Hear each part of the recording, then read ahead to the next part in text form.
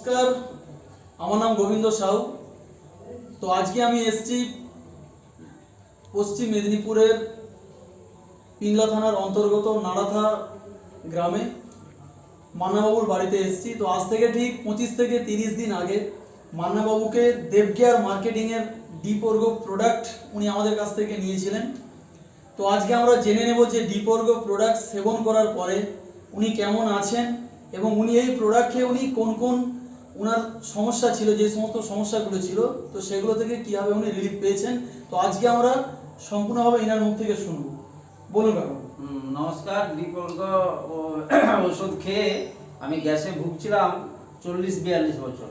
তো ওখান থেকে আমি আমার বাড়ির একটু দূরে একজন ভদ্রলোক সে বললো, সে বলার পরে এটা খাচ্ছি, ব্যবহার করে দেখলাম আগের চেয়ে অনেকটা সুস্থ রয়েছি এবং এটা সেবন করতে উপকার পেয়েছি। তো আমার স্ত্রী, সেও মানে অ্যালার্জিতে ভুগছিল এবং শ্বাসকষ্ট, ওটা সেও খাচ্ছে, খেয়ে অনেকটা সুস্থ রয়েছে।